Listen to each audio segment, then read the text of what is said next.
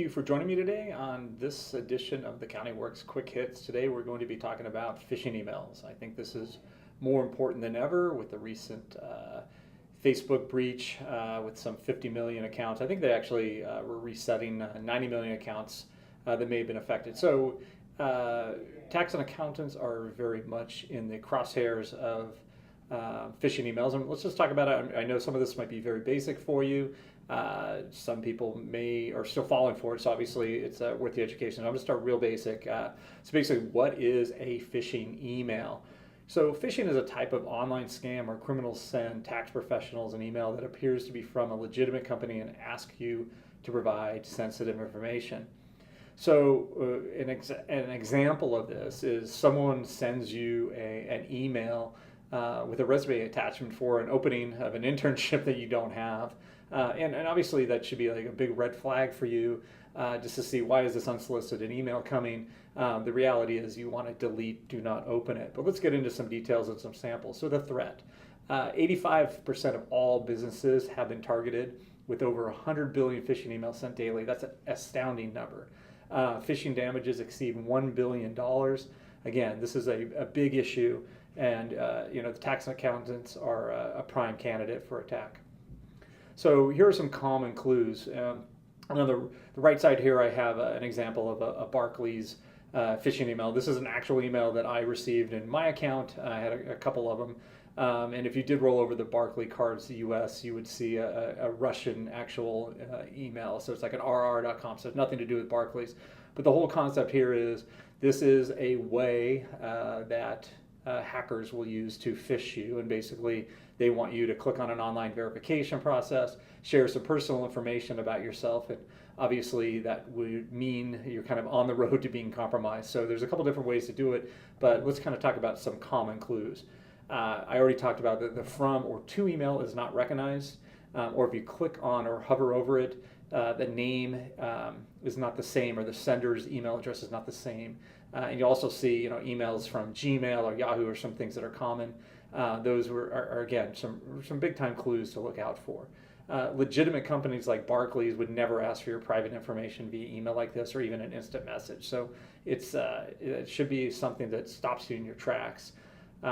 As I mentioned, if you hover your cursor over the URL, so where it says online verification here, you'll actually see that the hyperlink domain name is different than the Barclay card US domain name. So there's some definite clues there.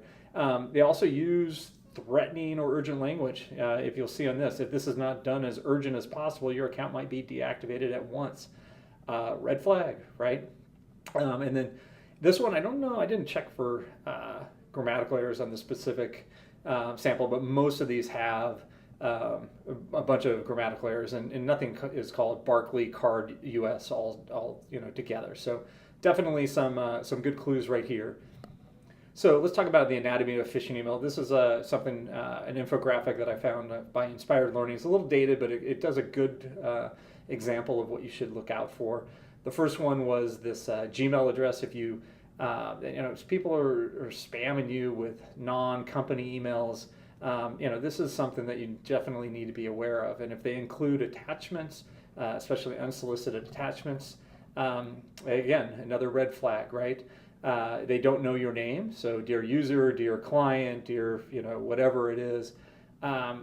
You know what? They probably, if they know you and we're sending something to you, or someone was sending, at least they would have your name right.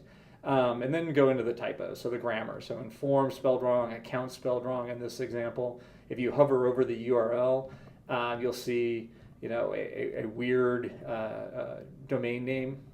These again are all different just red flag things to look out for.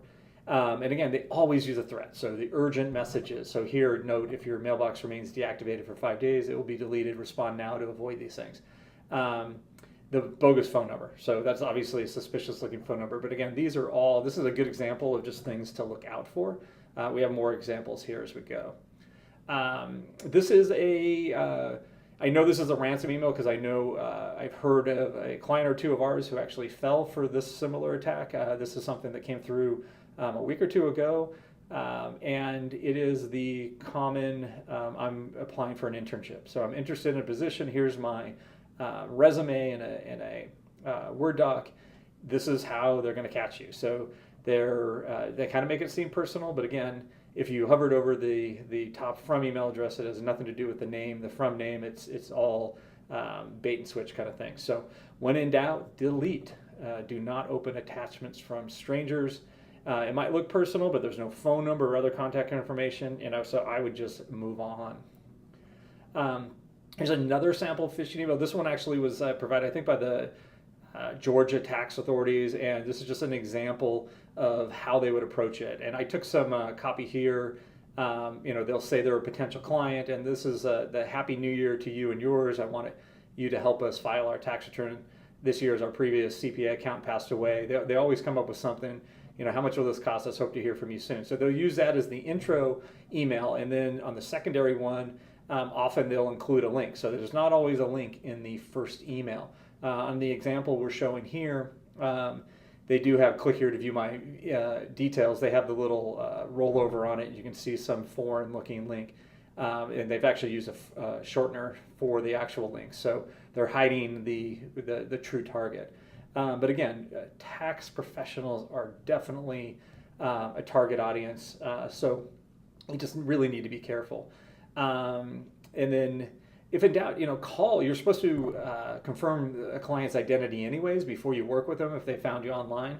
So you need to contact them. You need to verify who they are before you start sharing information. So going back to the phishing, sorry, all the phishing graphics, but I kind of had fun with this. I have 2 pages what the IRS says. I'm just going to kind of read through some of these. I think number 1 is to educate all employees on the risks from spear phishing and phishing in general.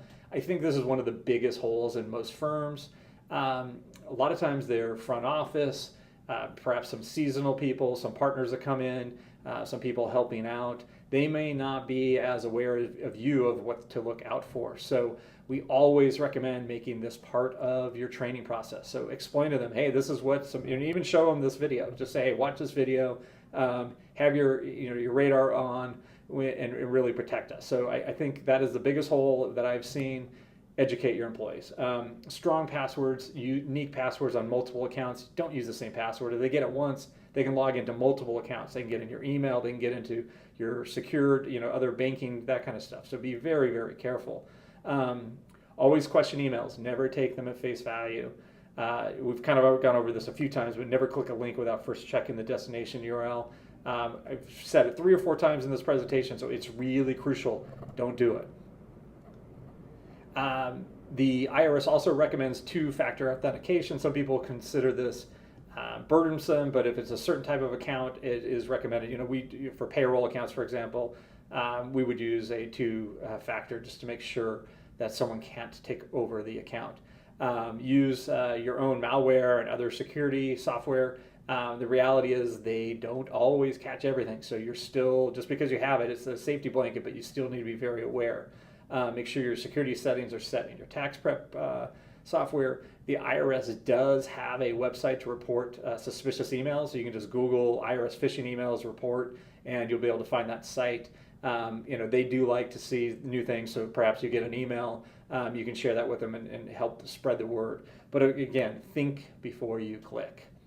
The other big thing is a new development over the summer is Google Chrome on all updates is started to hit websites that are not secure. So if you're not using SSL security, HTTPS, your site will actually have a not secure and a warning on visitors. So, just think what a client or prospect sees this. They don't want to share their data with you online, right? And it just starts hitting your credibility and a little bit of your trust. So it's definitely something, if you don't have, your website does not use SSL security right now, you need to upgrade. We make that part of our product as a part of the fee. So we've been doing that actually for over a year. And other browsers are doing this. So if they're not already doing it, you're going to start seeing this more and more. So it's definitely something you need to think about. Well, again, thank you for joining me for this quick hit. I hope this, again, a little bit elementary, I know, but basic, but I think it's an important thing for you to be aware of, and just some good examples to kind of keep it fresh in your mind as we come into tax season. A lot of new campaigns are going to start heading up, so be very aware, and we wish you the best. Thank you.